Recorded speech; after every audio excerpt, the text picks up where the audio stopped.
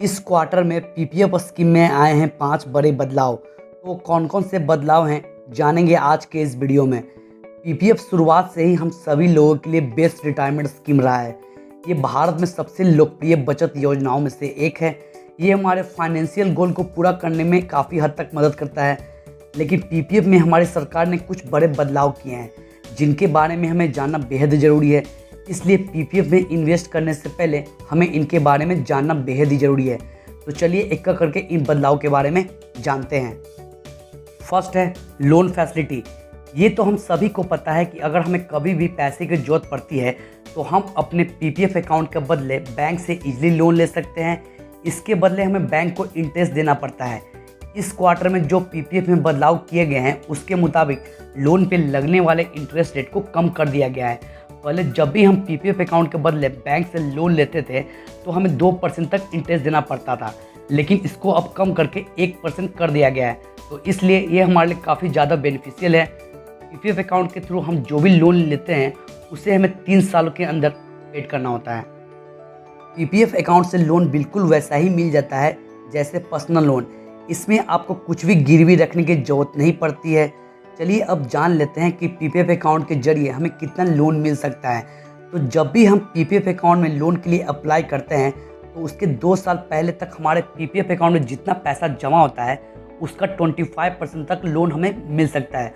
For example, अगर आप PPF account में लोन के लिए 28 जुलाई 2022 को अप्लाई करते हैं तो ठीक इससे 2 साल पहले अगर आपके पीपीएफ अकाउंट में 4 लाख रुपये जमा है तो उसका 25% यानी कि आपको 1 लाख रुपये तक लोन मिल सकता है। सेकेंड है नंबर ऑफ कंट्रीब्यूशन। पहले हम पीपीएफ अकाउंट में मंथ में जितनी बार चाहें उतनी बार पैसा जमा कर सकते थे, लेकिन अब इस रूल में थोड़ा सा बदलाव कर दिया गया है। अब हम पीपीएफ अकाउंट में महीने में सिर्फ 1 बार और साल में 12 बार ही पैसा जमा कर सकते हैं। हम पीपीएफ अकाउंट में 500 रुपये से लेकर 1.5 लाख रुपये तक जमा कर सकते हैं। अगर हम 500 रुपये से जो भी ज़्यादा पैसा जमा करते हैं पीपीएफ अकाउंट में तो हमेशा वो 50 रुपये के मल्टीपल में ही होना चाहिए। वहीं साल में हम मैक्सिमम 1.5 लाख रुपये तक ही जमा कर सकते हैं। थर्ड है अकाउंट ओपनिंग फॉर्म। पहले जब भी हम पीपीएफ में अपना अकाउंट ओपन करवाते थे तो अकाउंट ओपन करने के लिए हमें फॉर्म ए फिल करना पड़ता था, लेकिन अब इस फॉर्म को बदल कर फॉर्म 1 कर दिया गया है। फोर्थ है मैच्योरिटी पीरियड एक्सटेंशन। पहले जब भी हम मैच्योरिटी पीरियड के बाद यानी कि 15 साल बाद अपने पीपीएफ अकाउंट को एक्सटेंड करते थे तो उसके लिए हमें फॉर्म एच फिल करना पड़ता था। ये फॉर्म काफ़ी ज़्यादा कॉम्प्लेक्स होने के कारण ग्राहकों को फॉर्म भरने में काफ़ी दिक्कत आती थी। इसलिए हमारी सरकार ने फॉर्म एच की जगह फॉर्म 4 लाया है जो काफ़ी ज़्यादा सरल और आसान है। ये तो हम सभी जानते हैं कि मैच्योरिटी के बाद हम अपने पीपीएफ अकाउंट को 5 साल के लिए एक्सटेंड करवा सकते हैं।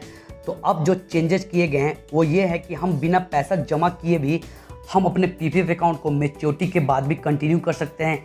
इसमें आपके ऊपर पैसा जमा करने की कोई भी लायबिलिटी नहीं रखी गई है। फिफ्थ एंड लास्ट है premature closure rule. Premature closure का मतलब हुआ कि आप अपना पैसा मैच्योरिटी से पहले विड्रॉ करना चाहते हैं और आप अपना अकाउंट बंद करवाना चाहते हैं। तो इस रूल में हमारी सरकार ने कुछ बदलाव किए हैं। एक बदलाव किए हैं जो एनआरआई को लेकर है।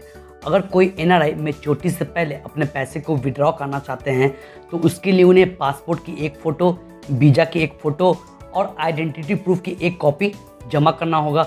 उसके बाद ही वो प्री मैच्योर क्लोजर के लिए अप्लाई कर सकते हैं। अगर आप पीपीएफ में प्री मैच्योर क्लोजर के लिए अप्लाई करते हैं तो उस दौरान आपके अकाउंट में जो भी पैसा जमा होगा उस पैसे पे 1% डिडक्ट करके आपको पूरा पैसा वापस कर दिया जाएगा। और इसमें दूसरा बदलाव ये है कि आप जब भी प्री मैच्योर क्लोजर के लिए अप्लाई कर रहे हैं तो उस दौरान अगर आपके पीपीएफ अकाउंट में 20 लाख या उससे ज़्यादा की रकम जमा की गई है और आपने 3 साल तक आईटीआर नहीं फाइल किया है तो आपके जमा की गई राशि पे टीडीएस डिडक्ट कर लिया जाएगा। इसलिए आप जब भी आईटीआर फाइल करें तो पीपीएफ अकाउंट के बारे में ज़रूर मेंशन करें। बाकी प्री मैच्योर क्लोजर का रूल सब सेम है। आप pre mature life threatening disease के केस में कर सकते हैं, अपने बच्चों की हायर एजुकेशन के केस में कर सकते हैं, अगर आपका रेजिडेंशियल स्टेटस चेंज हो गया उससे में चेंज कर सकते हैं, या अकाउंट होल्डर की डेथ होने के केस में आप प्री मैच्योर क्लोजर के लिए अप्लाई कर सकते हैं। तो ये थे पीपीएफ अकाउंट में आए हुए 5 बड़े बदलाव। उम्मीद करता हूँ आपको इस वीडियो के माध्यम से इन बदलाव के बारे में अच्छे से जानकारी मिल चुकी होगी। अगर आपको ये वीडियो पसंद आया हो तो हमारे चैनल को लाइक करें, शेयर करें और सब्सक्राइब करें। मिलते हैं इन्वेस्टमेंट की ऐसे ही नई वीडियो में।